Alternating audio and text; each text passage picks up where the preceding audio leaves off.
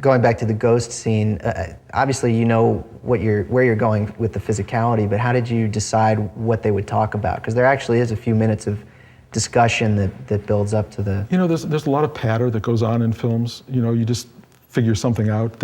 I had them at the theater talking about... Yeah, they went to see Macbeth, I think. Yeah, I just had to get them down the block till the bad guy came, you know, until Willie Yeah, but there's appeared. more than that going on. I mean, you have... Well, you're really developing their relationship even more, too. That's true. It is their final moment leading up to, why don't you ever say it? Why don't you ever say I love you? That's the big element that is coming out of that scene. And again, it's kind of what drives the movie. Right. Because she finally articulates what's missing in their life, and before he can actually say it, he's dead. Yeah, well, that's the thing. You yank the rug out right before he's able to. Right. And the way that scene plays out is pretty incredible. It's got 3 twists built into it as it plays out. You hear the gunshot, you don't know what happens, but then you see Sam running, so you think, oh, he's all right. Then you see him come back with a horrified look on his face, you think, oh, she got shot. Then you see what's actually going on. I mean, when that came to you, what was that like when you... It's when I knew I had the movie. I knew the movie at that moment was going to be a powerful journey. I always knew the movie would be about a ghost story from the side of the ghost. I couldn't figure out what the story would be or how I would get there until I was watching Hamlet. And I was looking at a performance of Hamlet with Hamlet's father standing on the parapet as a ghost, saying to his son, "Revenge my death." And I thought, how would that work in 20th century America? And then I went, aha, that's my movie. That's my movie. So I knew what I knew the story I was going to tell. And then I had to sort of figure out what the linchpin was. What's the moment that really grabs an audience and knows they're inside the mind of a ghost? And to me, it was to not know you were into the mind of a ghost until it just hits you like a ton of bricks. And Sam running back from chasing Willie, he goes back and there, as you said, there's Molly, and you think something horrible has happened, and then he goes to comfort her and he discovers she's holding his dead body and he's just standing there. When I would tell that story in the pitch, I would pitch this around town. I pitched it for 2 years before anybody bought it. Really? Wow. Yeah. Well, because nobody knew who I was, and the pitch was like, you know, okay. I mean, it was very hard for people to kind of get who I was and what I was trying to do with this story at first, but the pitch kept getting better and better because more and more people responded to it. And the Whoopi character, the Oda Mae character, at first was a man and fairly serious, and then Bruce Evans and Ray Gideon, who are these wonderful writers, heard the story and they started laughing when I told it, and they said, that could be a very funny character. That could really be funny. And I go, really? And it hit me how it could be terrific. And it became suddenly Oda Mae. And Oda Mae became, for me, a woman who was a fake psychic, who had the gift and didn't know it. But for Sam, at that moment, when he becomes this ghost, I would tell the story to people sitting in the room with me. And you know, when you pitch a movie in Hollywood, you're sitting with the most jaded group of people in the world. They do nothing but listen to people tell them stories. And you can see them zone out almost within 2 seconds of starting, because they've already figured out the whole movie, and often properly. They know story. So if you tell them this happens, and that's what's going to happen. Right. And so they're going, they're waiting for something to really get them. So I started with the beginning of Ghost, and I started telling about this couple, their love couple, and a story, and everybody's going, okay, yeah. And then I said, and he's running down, the gun goes off, and he runs down the street. But when I said the gun goes off, what I did is I went, and then, like that, the gun goes off, and they go, well, it's like little kids in a kindergarten. They all went like that, and I had them for 4 seconds. I had these executives, you know, and they're looking and they're paying attention. And then I said, and the gun goes off, and then he comes back and he sees his own dead body lying in the street. They're going, oh, wow, wow. And I had them. And so I was saying, the pitch kept getting better and better. And by the time 2 years later, when I was really going out for one last, it wasn't a last, it turned out to be the last row of pitching, everyone I told it to in a week, and I had 5 different people, producers, all wanted to do it. Wow, was there some shift in the zeitgeist or something? I think so. Suddenly that was relevant? Or else I just was embodying it, or I was clapping louder. I don't know what it was, but something that I was doing was getting these people. And one of them, Lisa Weinstein, who's a wonderful person, and she sat there sobbing as I was telling it. And so when I had to pick among the various people who wanted to do this, I said I'd go with the one who was crying. And it was Lisa. And so she became the producer, and everything just fell in place from there.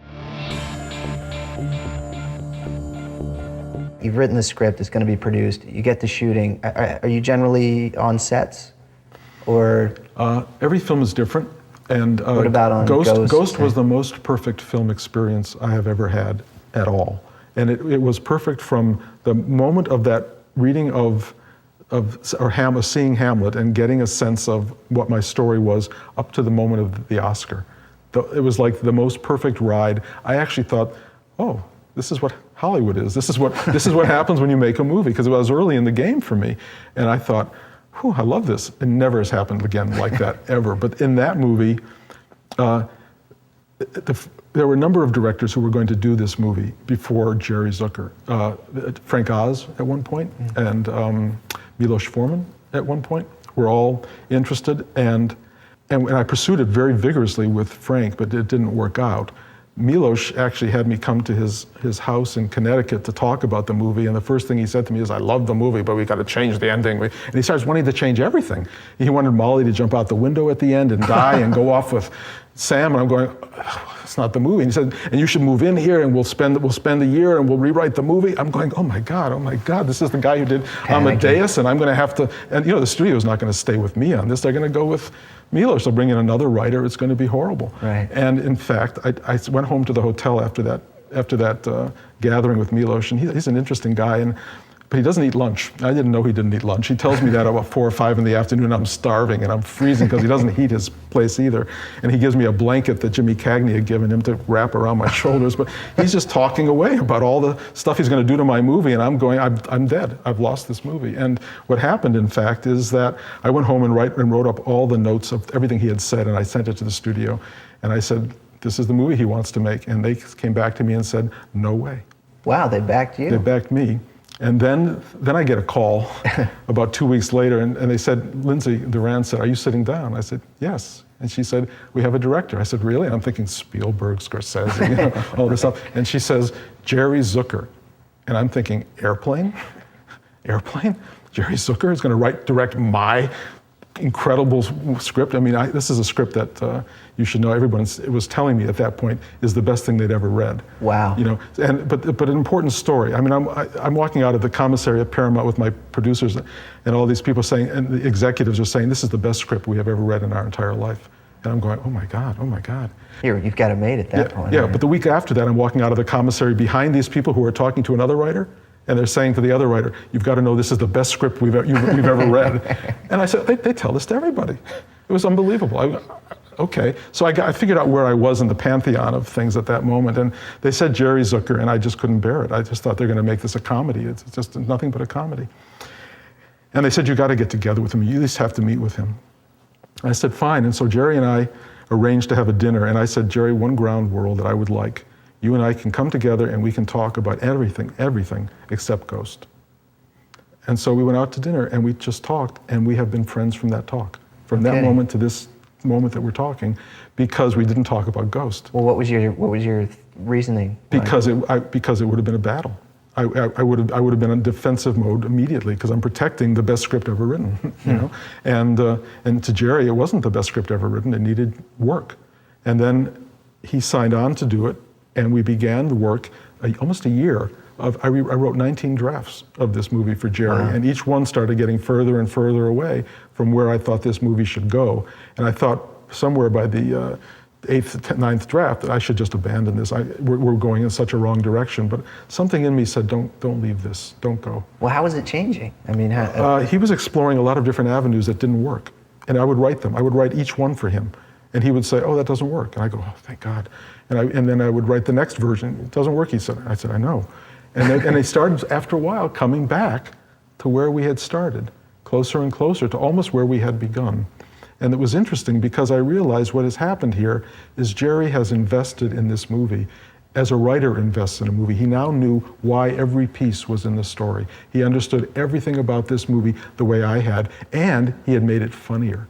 He had really, really helped with the Whoopi character. Oda May became because he's very good with comedy, and the film became richer, and it was a wonderful experience. And when it was done, I had a director on board who knew the movie I wanted to make. And then when we were shooting the movie, at first I tried to stand next to Jerry while we were shooting, because he invited me to be on the set. And it was an interesting time, because Jacob's Ladder was shooting at the exact same time, and I had never had movies. Well, I had one movie made before that, but I was there for a few days. I said to Adrian, "Can I come be on this set?" He said, "You know, Jerry Zucker needs you, I don't." So I didn't go to, I mean, I would go to Jacob's Ladder on occasion, but mostly I would spend all my time with Jerry. And at the beginning, he was kind of a little protective of his being a director. And I would say, "You know, Jerry, that didn't, you know, you could do that line." And he would say, "Shh, shh." But then after a while, he started listening to me. And then it became, I was there with him every day, and I was able to express the writer's viewpoint. And he became someone who truly appreciated that. And so very quietly, after every take, we would look at each other, and I would either give a thumbs up or a thumbs down, and he would do the same. And then it got to be where the actors would look to see if there were 2 thumbs up or 2 thumbs down. And so we had to do it below the table so that nobody was looking, because he's the director. But he allowed me a level of participation that in no way diminishes him as a director. It just allows the influx of writerly information to come into the material. I think the reason that film worked is because there was such a wonderful collaboration between writer and director, and I've never had that since. What about with regard to the actors? Does you know, Demi Moore, who was pretty big at the time, and I guess Swayze was too. I mean, did they end up changing it? Did they bring things to it? I mean, did you have direct working relationships with them? I don't think the writer should do that. I think the writer talks to the director talks to the actors. I just don't think that's your role. I think in that particular film, people were very respectful of the material.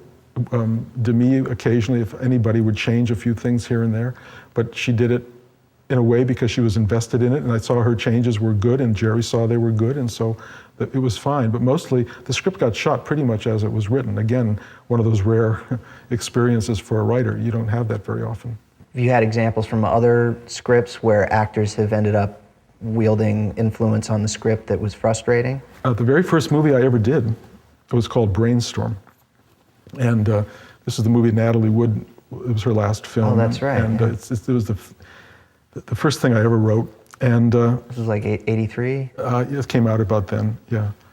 And I got to go visit the set actually just 2 days or 3 days before Thanksgiving, the day Natalie drowned. I mean, it's truly a movie that everything horrific that can happen in a movie happened. And the day I got out there, I walked on the set, and Chris Walken was playing a scene that I had spent a month, maybe, working line by line, beat by beat, thought by thought. And he wasn't saying a word of my script. Nothing. He was making it up. And it was like it was like changing the whole nature of the movie. And I'm going, why can he do that? You know, the movie will never be what it was intended to be, and the director was allowing it because Chris was very powerful, and I assume this had been going on the whole time. I had not been privileged to be there while they were making the movie very much, so this was all I got to see. On the other hand, as a truly first-time writer at that moment, there was this sense of, it's my movie.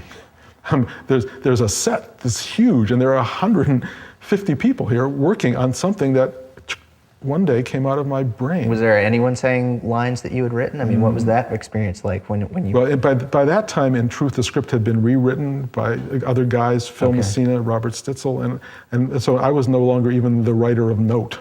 I was the story by. I mean, it hasn't been decided yet because there was some potential for me in arbitration to become the screenwriter. It was my movie, but I was then told that by people that if I tried to get screenwriting credit, I might get nothing, which terrified me. Right. So I decided. This is your first big. Yeah. So I producer. said I'll take a story by credit because I had arranged to get my own card. That was somehow I put in my contract. I don't know why. So at least I had a whole moment of Bruce, Joel, Rubin. For your grandmother to go. If whoever it was going to be, right? And I even the Joel was. There was another writer named Bruce Rubin, so I had to be Bruce Joel Rubin. So I took up the whole screen. It looked great, you know, but it was still mine because I created that, you know, every night after work, I would come home and write a scene. My wife and I worked out a thing where, because I couldn't write during the day, I couldn't afford to, but every night she would do the dishes and take care of Josh, our baby, and I would just sit and write. And I would write one scene a night for 3 months. That's how it worked. Wow, what did you have to trade for that bargain?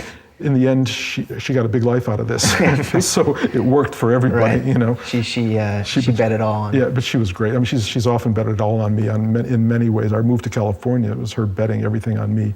My wife's quite amazing. We were out in California for the opening of Brainstorm, and we had no money at all. I had to borrow money from the producer to come out to the opening, and the producer didn't have much money either. The limo carrying us to the premiere was like one of those cars in the Ringling Brothers Barnum and Bailey Circus where one clown comes out after another after another. There were like 14 of us squeezed into this one limo because it's all we can afford. And but while we were in town, I had lunch with Brian De Palma, who had been a classmate at NYU and a friend, and he said, "Bruce, if you want a career in Hollywood, you got to come here." And I said, I guess, you know, I know, but I don't know that I could do it. I don't know that I could pull it off. We went back to Illinois where we were living. My wife quit her job. She said, "We're putting the house on the market," and she did it immediately. She said, "We're moving to California." And I went, There's a leap of faith. Unbelievable, a leap of faith in everything. And, you know, I had 2 kids at that point, Josh and Ari, and we were going, okay. And we moved. I had no job, I had no agent, I had nothing. What I had is Jacob's Ladder. I had written Jacob's Ladder. This magazine, American Film, I think it was, had called it one of the 10 best unproduced screenplays in Hollywood. Kind of an odd distinction. You can't tell if that's great for you or if that's just put the final nail in the coffin that it'll never get produced. I had no idea. It was a strange thing, but when I got out to Hollywood, I found that everybody had read that.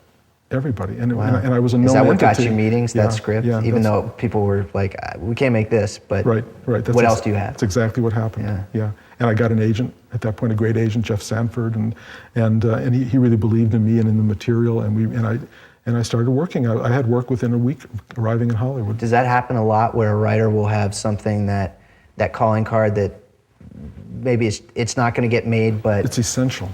You have to have the one screenplay that will change your life. It may never get made, but it will get you known. And good material gets known in Hollywood. It's seen. People care about it. You know, so many people in Hollywood, their whole life is looking to reel in the one good script. And so if a good script comes in, they want to pay attention both to the script and the writer. So I tell all these writers that I talk to, I said, you're one script away from a career. It's just you got to write a really good script. But you got to write one that you believe in and not one that you're, cynically trying to, map to some, whatever the hot genre is. Yeah, I mean, some people may pull it off that way, but I think usually a script, what people look for, I think, in Hollywood more than anything is what I would call a kind of a voice. You know, you have to have a voice that's your voice. It's not just a script that's taken from 20 movies you've seen before. It's something that is really coming through you. You know, the Charlie Kaufman idea. You know, I mean, he's a good example of somebody with a true voice. Right. And everybody needs to find it. It doesn't have to be as far out as that, but you'd have to find something where people read your passion, they read your care on the screen, they're really committed to it.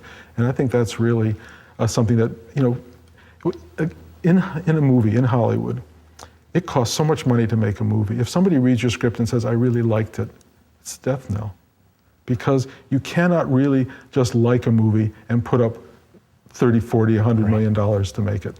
You have to go, oh my God, I love this movie. But aren't people afraid to do that? I mean, particularly in the studio system. I mean, do you hear that very often? Well, what you hear in the studio system sometimes is, yes, you do hear that about a script. And people do love a script, but what really gets a movie going is that Brad Pitt said, I really love this movie, or Angelina, or Julia, or whoever. That's what makes a movie happen. Somebody has to love it. Or, in the cynical version, someone has to see this is going to make a lot of money. And then that makes a movie happen. But, if you as a writer want something to happen, you can't write and pray that Angelina is going to say, oh my God, this is great. You have to pray that everyone who looks at this movie gets excited. What happens after you win an Oscar for Ghost?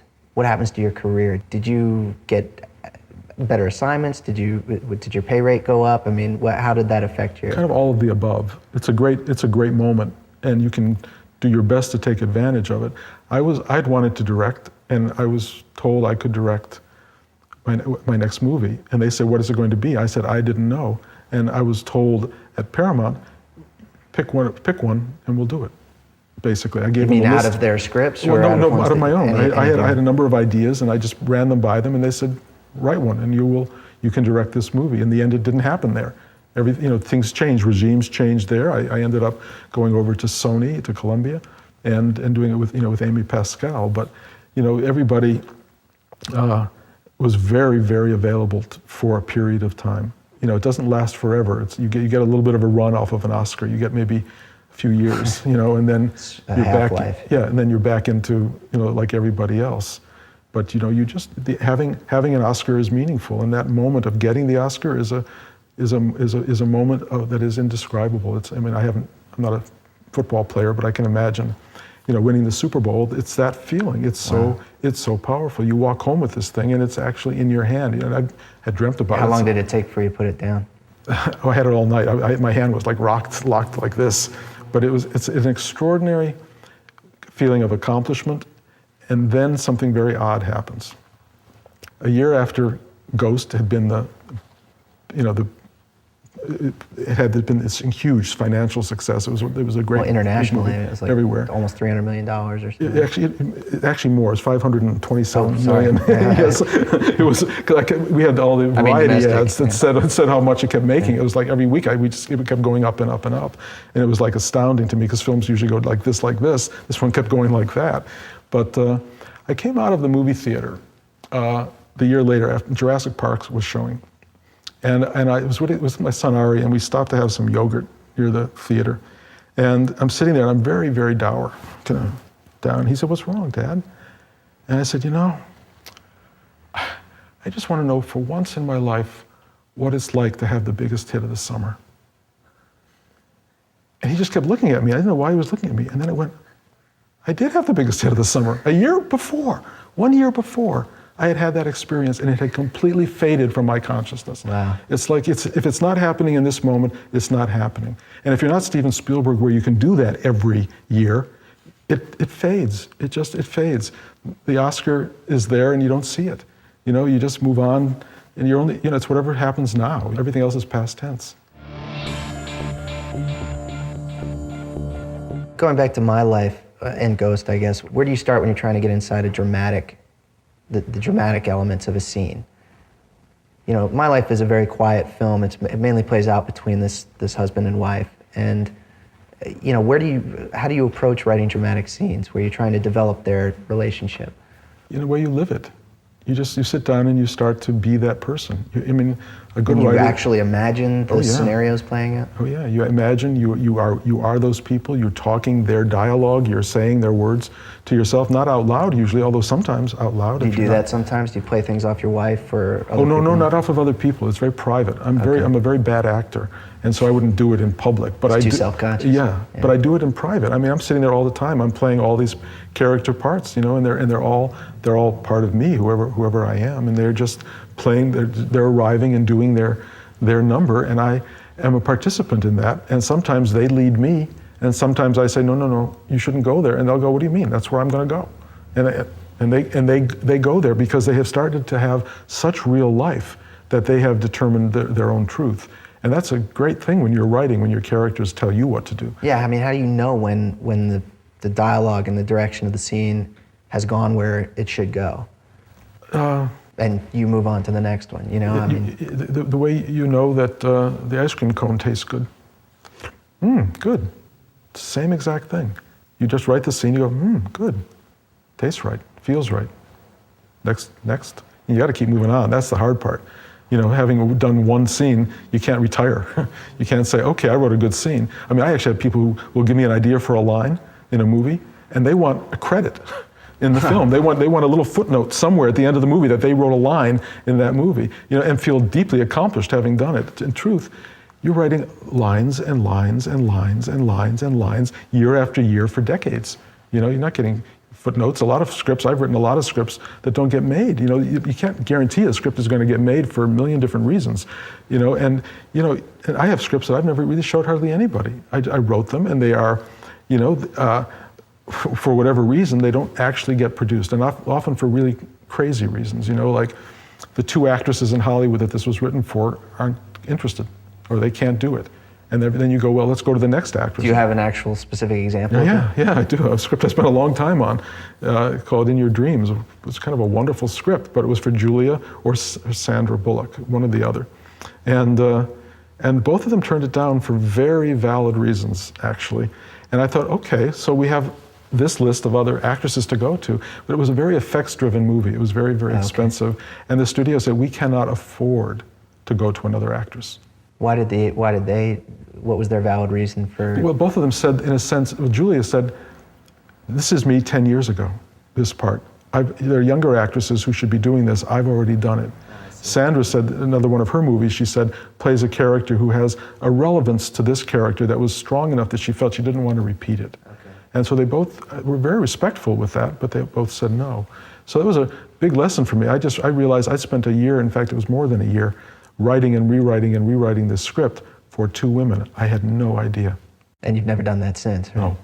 Right. No. Do you have a moment where you were actually in the theater watching like a movie star read one of your lines? Do you have a line that's like kind of your favorite, the way it was delivered? And well, you know, when Ghost was happening, the Whoopi scenes were pretty spectacular for me. And and luckily that film played in the theater for almost 7 months. It was really kind of interesting. And it played in a theater not that far from where I live. And at 9:40 every night, Whoopi would appear in the bank, going through the purse and dealing with all of her stuff, trying to get the $4 million. And the audience would be in hysterics every night. And if I was having a bad night, at about 9:20, I would get in the car, I would drive to the theater, the ushers knew me, the manager knew me, I would stand in the back of the theater, and I would wait for that wave of laughter to come at me from that scene. I go, okay, and I'd get back in the car and drive home, and I was good for the next day. oh, really? It didn't disappear before you got home? Oh no, no, that kept lasting, because that was really joyous. It was really wonderful. Creating humor in a movie, I'm not a great humor writer, but if situational humor will emerge, I can't tell jokes. But when situational humor happens, audiences really embrace it, and their laughter is deep and it's meaningful. And for me, it was like such a joy to be able to tap into that, because it's infectious. It really comes at you. And I know a lot of writers who try to do serious movies would do anything for a joke, right, for a comic moment. Adrian, when he did Fatal Attraction, somebody got, I think it was Michael Douglas, got whipped cream on his nose or something, or from a bagel, and the audience laughed. He's been putting that in every movie since. You know, he doesn't know what else to Find do. what works, right? Yeah, right. But it's like, I get it. That laughter, at least someone's responding to your movie. That must be very When they're sitting gratifying. like this, you can't tell that they're responding to your movie. You know, if they're crying, you kind of wait for the Kleenex to come out, but the laughter is immediate. Oh, that must be really gratifying. It's wonderful. Where do you look for inspiration when you're looking for a setting for a scene or a detail to hang the action on?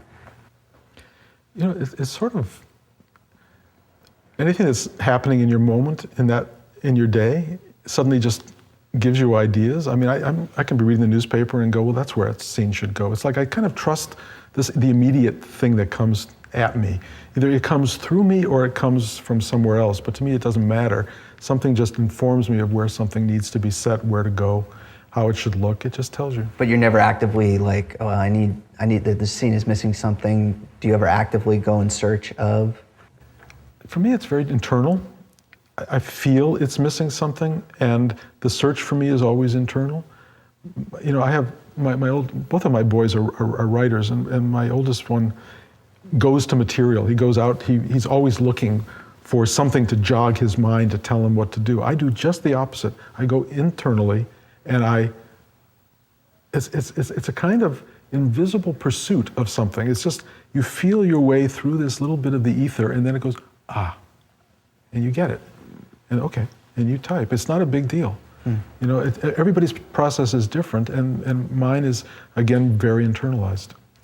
Well, we're going to kind of put you on the spot a little bit and see you work us through this process. We have a little screenwriting exercise for you. Frederick, if you would, please. Frederick is going to come out and present you with an object. And your objective is to take this random object that we've chosen, live with it a little bit, and whatever comes out, whatever story or character or whatever is generated from this object for you, talk about that, and then afterwards we'll discuss where your ideas came from.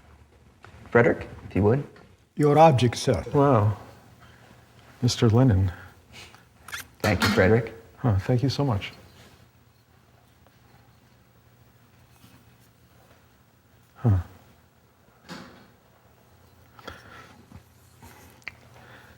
I've always believed that a writer can write a movie about anything, including this little button on the chair here. God knows what it's for. But anything has story value. I had my teacher, Rudy, was actually able to hold an object in his hands, and he sold Oriental art, and he could tell you, holding it, who created it, when it was created, its age, the nature of the man or woman who actually made it. It would all be present in the object itself.